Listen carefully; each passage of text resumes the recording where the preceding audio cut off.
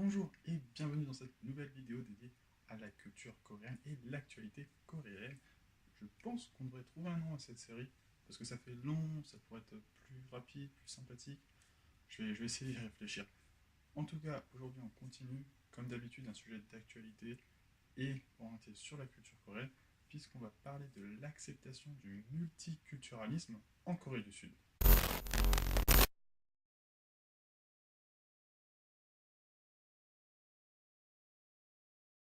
Pourquoi ce sujet est sensible? Il faut savoir que en Corée du Sud, en général, dès qu'on parle d'étrangers qui viennent en Corée, c'est plutôt sensible. Alors, on peut évidemment en parler, ils ne rejettent pas les étrangers de facto, mais c'est sensible de par l'histoire du pays qui a été occupé pendant 35 ans par le Japon. Et quand je te dis occupé, c'est pas occupé comme nous à l'époque de la Seconde Guerre mondiale quand les Allemands étaient en France, parce qu'on a eu des Allemands plutôt respectueux dans le sens où les ordres d'Hitler étaient ne détruisez pas tout ce qui est château, tout ce qui a attrait à la culture de la France, laissez-le intact. Là, les Japonais, eux, ils n'ont pas eu de respect, ils ont détruit les palais, ils ont mis le feu aux palais, ils les transformaient en animalerie. Donc, il y a vraiment eu tout ce qui faisait la culture de la Corée a été détruit, ils n'avaient pas le droit d'utiliser le coréen. On ne va pas parler de tout ça dans cette vidéo-là, mais c'est pour ça que c'est un sujet très sensible en Corée du Sud. Cependant, c'est aussi un sujet très d'actualité qui va l'être de plus en plus dans les années à venir.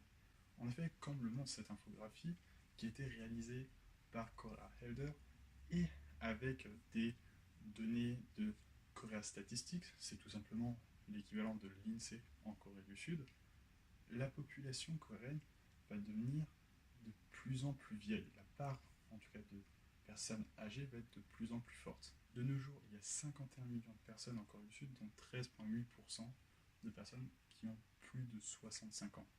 Le pic de la population, il sera, selon les estimations du gouvernement en 2028, et il y aura à ce moment-là 25% de la population qui aura plus de 65 ans, et ce pic de population sera à peu près 52 millions d'habitants. Concernant les nouveau-nés, c'est une chute colossale. Il y en avait 1 million en 1970, il y en a seulement 327 000 en 2018. Pour donner une comparaison, en France en 2018, il y avait 758 000 nouveau-nés. Comme vous pouvez le voir, en 2067, les prévisions estiment qu'il y aura moins de 40 millions d'habitants, dont 46% de personnes de plus de 65 ans. Et c'est la première catégorie d'âge, donc c'est là où il y aura la majorité de la population. La Corée du Sud est donc un pays qui vieillit, et c'est déjà un pays vieux selon les critères de l'ONU. Le gouvernement a annoncé l'ouverture d'une équipe qui va se pencher sur la question afin de trouver des solutions à ce problème démographique. Évidemment, l'immigration est une possibilité. Cette étude est réalisée tous les 3 ans, donc elle a été faite en 2015 et là en 2018. Il faut aussi savoir qu'elle a été faite sur 4225 étudiants, donc c'est la première catégorie de personnes qui répondent, et la seconde catégorie sont les adultes, et il y a 4000 adultes qui ont répondu, tous âgés entre 19 et 74 ans, ce qui montre qu'il y a une certaine partie de la population, notamment chez les âgés, qui ont été laissés de côté, et ces personnes-là auraient plutôt eu tendance à dire qu'elles étaient contre le multiculturalisme. On ne peut pas vraiment en tenir compte, en tout cas 74 ans, au-delà, ça n'aurait pas été une très très grosse partie de la population, peut-être 5%. Et commençons tout de suite par la conclusion de cette étude. Les jeunes en Corée du Sud sont plus ouverts au multiculturalisme qu'il y a 5 ans. Ça passe de 64 à 71% d'acceptation.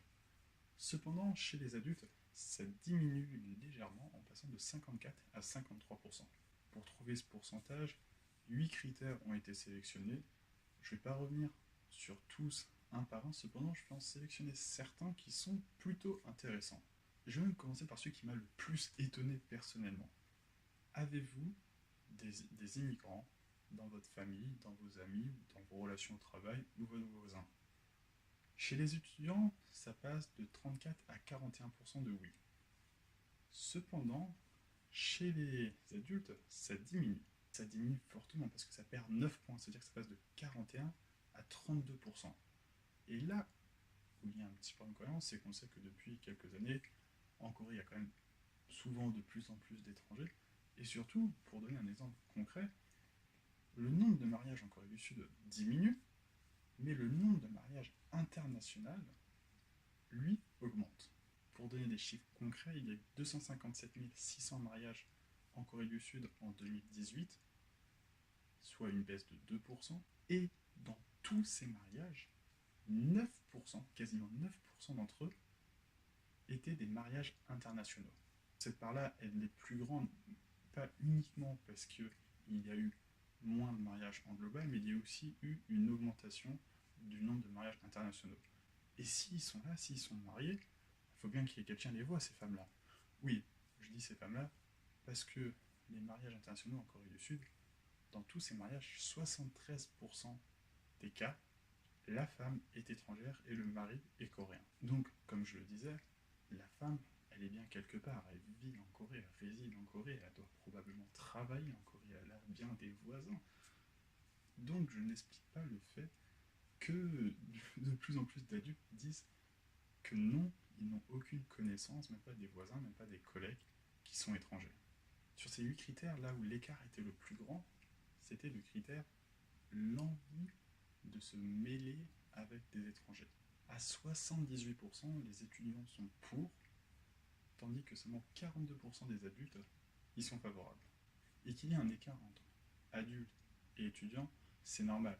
À l'heure actuelle en Corée du Sud, il y a de plus en plus de cours à l'école qui présentent les autres cultures, ce qui fait que les étudiants, ça éveille leur curiosité et ça augmente leur acceptation des cultures différentes. Ce que n'avaient pas les adultes à l'heure actuelle lorsqu'ils étaient jeunes, et du coup ils sont plus dans le flou et non plus dans le refus, c'est plutôt cohérent. Mais cependant, cette donnée est plutôt importante et très intéressante. Parce qu'en effet, il y a 2 critères qui ont diminué. Et je cite, accepter des personnes de races différentes pourrait empêcher la solidarité du pays. Et le second, maintenir une nation monorace est quelque chose dont on doit être fier. Pour ces 2 critères, les adultes sont de moins en moins d'accord avec. Ces 2 critères prônaient la monorace, c'est-à-dire avoir que des Coréens en Corée. Donc si on met sur table ce que je viens de dire ces 2 dernières minutes, les adultes coréens sont de plus en plus d'accord pour qu'il y ait des étrangers en Corée. Mais lorsqu'on me demande si eux-mêmes ont envie de se mêler avec des étrangers, ils répondent non. Avant de conclure cette vidéo, je souhaite préciser que cette vidéo n'était pas faite pour dire les Coréens sont racistes, vous ne pourrez pas aller en Corée parce que vous êtes étranger. Loin de là, et je le sais personnellement pour avoir été en Corée, pour être en couple avec une Coréenne, pas de souci là-dessus. L'intention de cette vidéo, c'était vraiment de vous partager les résultats de cette étude réalisée par le gouvernement et qui a été publiée la semaine dernière, et aussi et surtout montrer ces incohérences qu'il y a entre cette étude et les faits, le fait qu'il y ait de plus en plus de mariages internationaux, de plus en plus d'étrangers vivant en Corée, alors que, si on en croit le sondage, il y a de moins en moins d'étrangers en Corée du Sud. C'est là aussi le but de cette vidéo. N'hésitez pas à commenter dans la partie commentaires, à vous abonner pour ne pas manquer la prochaine vidéo qui sortira très rapidement. Merci à vous et à bientôt.